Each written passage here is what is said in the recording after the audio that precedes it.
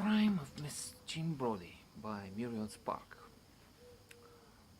Crème de la crème, as she keeps saying, the main character, the heroine. Um, Included by the Modern Library among the best 100 books in the English language, fiction for the last century, 20th century, but not really one of my favorites, even if listening to the BBC adaptation, abbreviated form, a month ago or so, I found it more appealing. This is a phenomena which I'm beginning to like. I know the major works, and now I'm going through mostly BBC adaptations because I see they're available online on their website, sometimes on various formats, and reconnect with that masterpiece, which strangely in some cases doesn't appeal to me on the second serving. Grapes of Wrath has been a disappointment recently on a second look, even if the first time I was, I guess, exhilarated. True, it's the details which strike when you come back to something like this, and if you come back 20 years later, some you understand, I guess, deeper.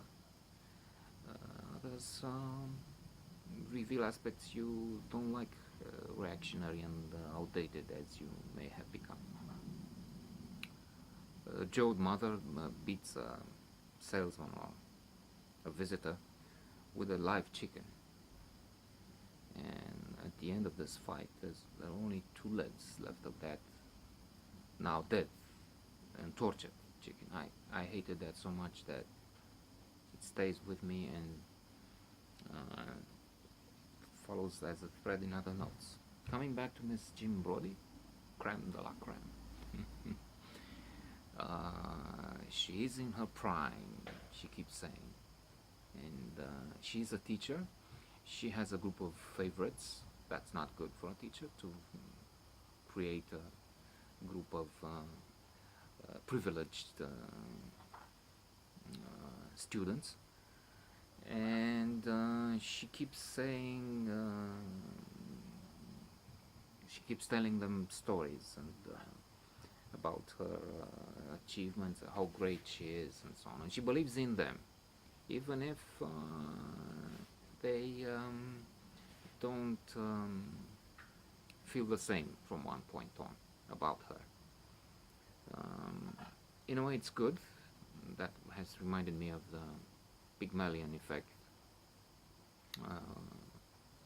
Briefly, they've studied and they've seen that when teachers believe in their students, these students outperform. In fact, they have miraculous results. And they studied it with managers believing in workers, students believing in their professors, and so on. So that's Pygmalion effect. That's a real great discovery.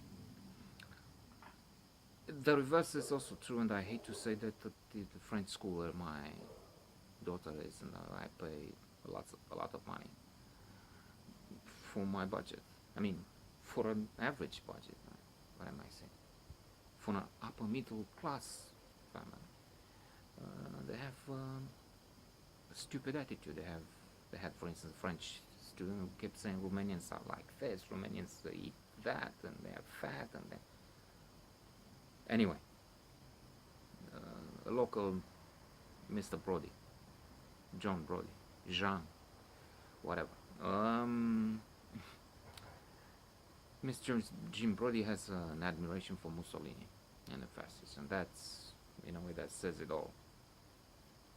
So her perceptions, her system of reference and values is upside down, wrong.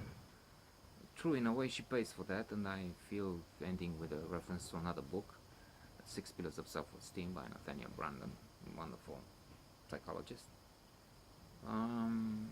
author, teacher. When one has self-esteem, one is not bragging.